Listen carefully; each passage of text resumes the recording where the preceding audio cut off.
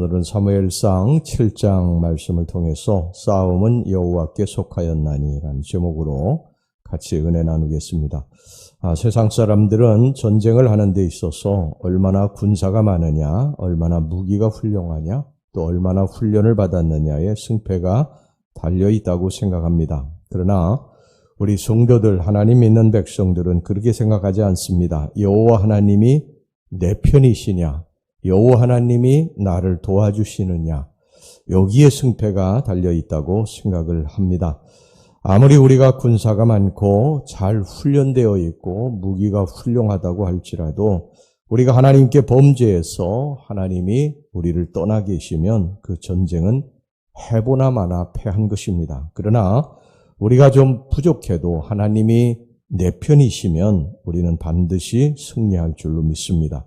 오늘 여기 본문의 7절 말씀 보겠습니다. 이스라엘 자손이 미스바에 모였다 함을 블레셋 사람들이 듣고 그들의 방백들이 이스라엘을 치러 올라온지라 이스라엘 자손들이 듣고 블레셋 사람들을 두려워하여.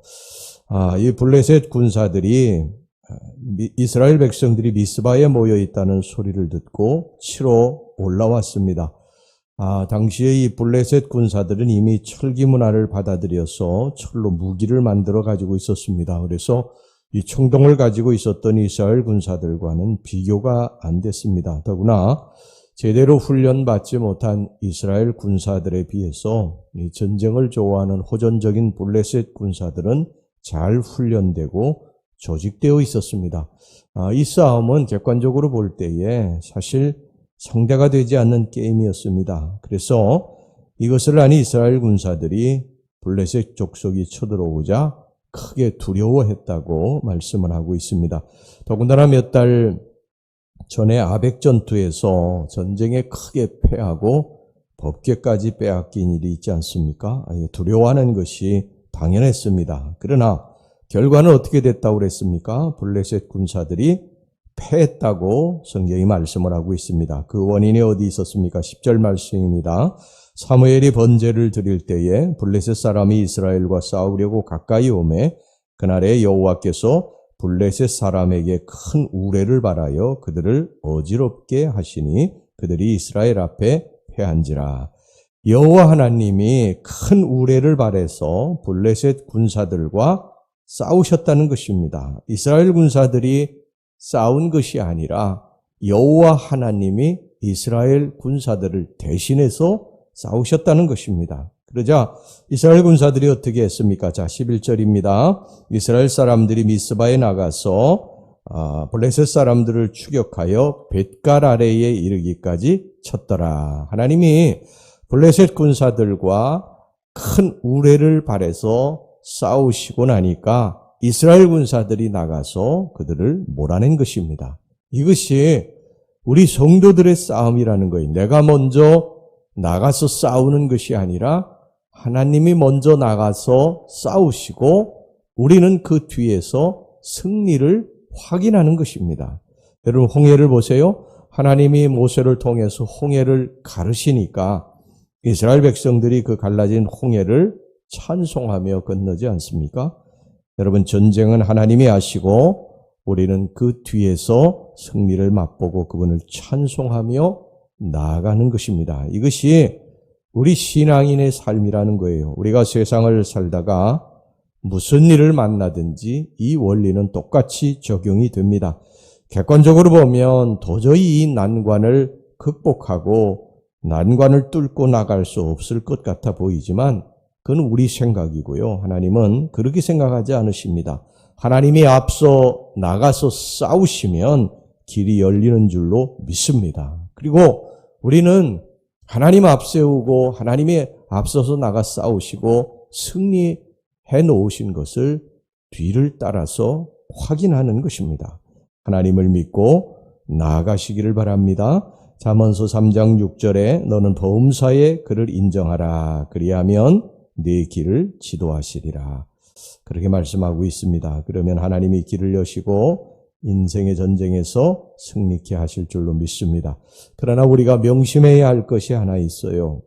하나님은 결코 그냥 움직이지는 않으신다는 것입니다. 하나님은 아벡 전투에서는 움직이지 않으셨어요. 법궤를 들고 나갔지만 하나님은 꼼짝도 않으셨어요. 그런데 여기 이번 전투에서는 앞장서 싸우셨습니다. 그 이유가 뭐냐? 어떤 전투에서는 앞장서 싸우시고 어떤 전투에서는 싸우시지 않고 그냥 움직이지 왜 않으셨을까? 자, 그 이유가 이제 성경에 나와 있는데 이제 본문의 3절 말씀 보겠습니다. 3절 말씀. 사무엘이 이스라엘 온 족속에게 말하 이르되 만일 너희가 전심으로 여호와께 돌아오려거든 이방 신들과 아스타롯을 너희 중에서 제거하고 너희 마음을 여호와께로 향하여 그만을 섬기라. 그리하면 너희를 블레셋 사람의 손에서 건져내시리라.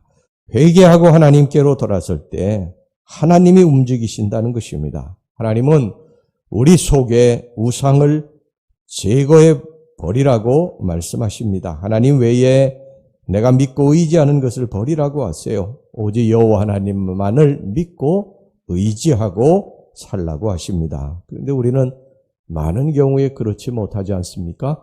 우리는 하나님을 믿으면서도 물질도 의지하고 하나님을 의지한다고 하면서도 내 경험 또 내 지식도 의지하고 그렇게 살아갈 때가 참 많습니다.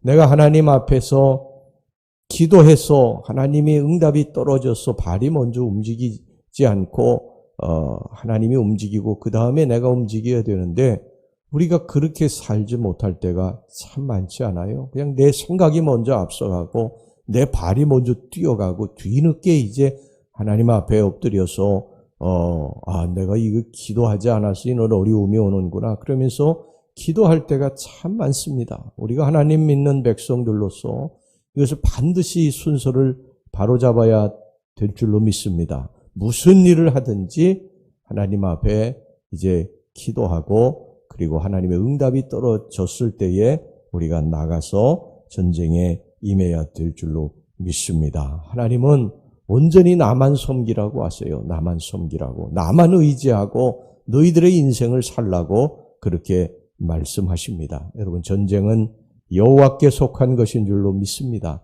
인생의 전쟁은 여호와께 속한 것입니다. 여호와 하나님이 내 편이시면 나를 도와주시면 내가 인생의 전쟁에 승리하는 것이고 하나님이 도와주시지 않으면 내가 아무리 잘 준비해도 결코 인생의 전쟁에서 승리할 수 없습니다.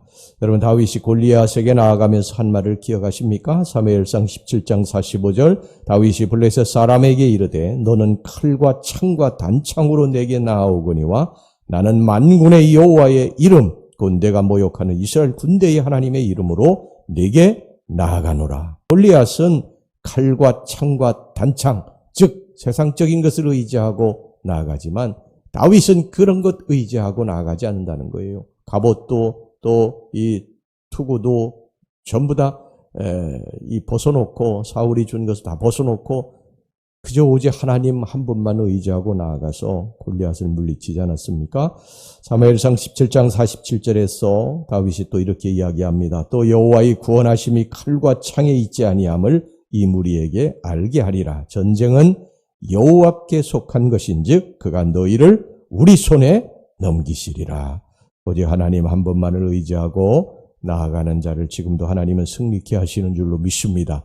하나님과 우리 사이에 이 죄의 담이 있으면 안 됩니다. 이것을 부셔내야 됩니다. 하나님 앞에 철저하게 회개하고 하나님과 우리 사이에 통로가 열려지는 그러한 역사가 일어날 때 우리가 인생의 전쟁에 승리하게 될 줄로 믿습니다.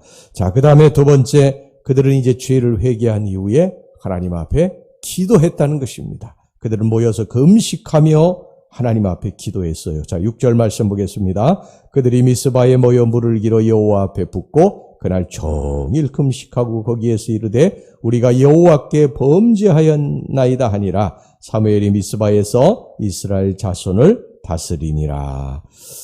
그들이 이제 하나님 앞에 철저하게 우상 섬기던 것, 이방신 섬기던 것 철저하게 회개하고 그 다음에 이제 하나님과 그들 사이에 어떤 담을 다 죄의 담을 허물어버린 다음에 하나님 앞에 금식하고 기도했다는 것입니다. 그럴 때에 하나님께서 큰 우레를 발해서 블레셋 군사들을 물리치고 승리케 해 주신 줄로 믿습니다. 먼저 이 죄의 담을 허물어야 된다. 여러분 이사야서 1장 15절에 뭐라고 합니까? 너희가 손을 펼 때에 내가 내 눈을 너희에게서 가리고 너희가 많이 기도할지라도 내가 듣지 아니하리니 이는 너희의 손에 피가 가득함이라. 우리가 이 손에 피를 가득히 묻히고 다시 말해서 우리의 속에 죄를 가득히 두고 하나님 앞에 우리가 기도해야 그게 응답이 되지 않는다는 거예요. 하나님과 우리 사이에 이 죄의 담이 막혀서 하나님과 이 소통이 안 된다는 것입니다. 우리가 기도해도 그 기도가 하나님께로 올라가지 아니하고 하나님이 응답하시려고 해도 그 죄의 담이 그걸 가로막아서 은혜가 오지 않는다는 것입니다. 이걸 먼저 부순 다음에 하나님 앞에 우리가 기도할 때 하나님이 우리 인생의 전쟁에서 승리케 해 주실 줄로 믿습니다. 하나님이 대신 싸우시고 우리는 그 뒤를 따라가는 것입니다. 항상 우리들의 인생에 이 전쟁 아닙니까? 전쟁 아니에요. 정말 사는 것이 전쟁입니다. 하루하루가 전쟁이에요. 소리 없는, 총성 없는 전쟁이 우리들의 삶에 정말 하루하루 매일매일 일어나지 않습니까? 이 전쟁에서 승리할 수 있는 비결, 첫째 하나님 앞에 회개하고 그 다음에 죄가 없는 거 살핀 다음에 하나님 앞에 기도하면 우리가 인생의 전쟁에서 늘 승리하게 될 줄로 믿습니다. 기도하겠습니다. 자비로우신 하나님 아버지, 우리들이 날마다 인생의 전쟁을 치르고 살아갑니다.